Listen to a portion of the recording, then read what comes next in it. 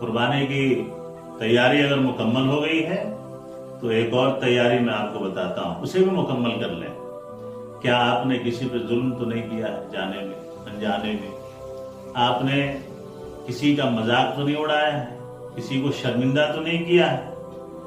कोई ऐसा रिश्तेदार या आपका भाई नहीं है आपके करीब जिसको आप हकीर समझते हैं? तो आप इसे भी दुरुस्त कर लें। मोहम्मद रसूलुल्लाह सल्लल्लाहु अलैहि वसल्लम ने फरमाया, मुस्लिम की रिवायत है, अल मुस्लिम व अखुल मुस्लिम ला यज़लिमुहु वला यख़्दुलुहु वला यहक़िरुहु अत्तक़वा हाहुना।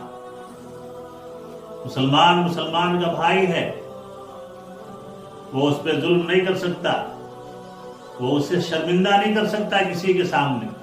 बहुत सारे मामलात हमारे ऐसे होते हैं कि हम चार लोगों में किसी को शर्मिंदा करना शुरू कर देते हैं, किसी के राज को, किसी के छुपी हुई बातों को कुरेद करके और लोगों के सामने रख करके उसे रुस्वा करते हैं और उसे जलील करने की कोशिश करते हैं। और वहां पे हम समझते हैं कि हमने बहुत बड़ा काम कर दिया, किसी के राज को फाश कर दिया।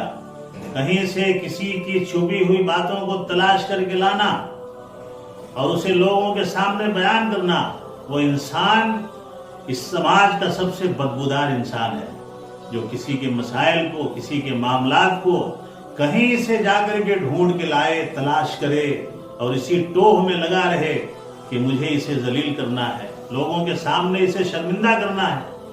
वो मुसलमान का भाई नहीं हो सकता है। पहले वो उसे दुरुस्त करे, बाद में कुर्बानी करे।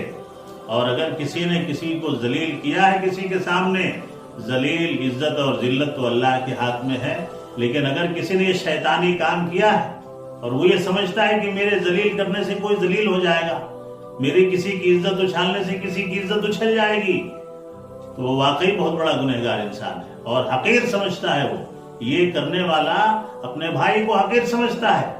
इस हदीस में लफ्ज वाज़ेह तौर पे मौजूद है। ये खुतबा अरफात में मोहम्मद रसूलुल्लाह हज्जतुल विदा के मौके से दिया था। उसमें अपने दिल पे ऐसी उंगली रख के कहा था कि मुसलमान मुसलमान का भाई होता है, वो उस पर जुल्म ना करे, उसे रुस्वा ना करे, वला यहक़िरुहु, और उसे जलील ना करे। या अय्युहन्नास अत्तक़वा हाहुना, लोगों तक़वा यहाँ होता है। अगर आप तैयारी कर चुके हैं बकरीद की, तो पहले उन चीजों को ज़बह करें जो आपके दिलों में इन बड़े बीमारियों की शक्ल में पनप रहे हैं, ताकि आपका दिल साफ हो सके। खून जमीन पे गिरने से पहले इन खबासत को अपने दिलों से निकाल के बाहर करें। अगर आप किसी को हकीर समझते हैं, किसी को रुस्वा करने की कोशिश करते हैं लोगों में, और किसी पे अगर आपने जुल्म किया है, तो पहले उससे आप माफी मांगे, बाद में अल्लाह के सामने कुर्बानी पेश करें और दिल का तकवा अख्तियार करें। और ये हमेशा याद रखें आप कि आपके शर्मिंदा करने से, आपकी इज्जत उछालने से, आपकी हकीर समझने से और आपका किसी का मजाक उड़ाने से, किसी के मामलात को ला करके, किसी के मामलात को लोगों में बयान करके अगर आप चाहते हैं कि आपने किसी की इज्जत बर्बाद कर दी, किसी को जलील कर दिया, तो ये अल्लाह का काम है।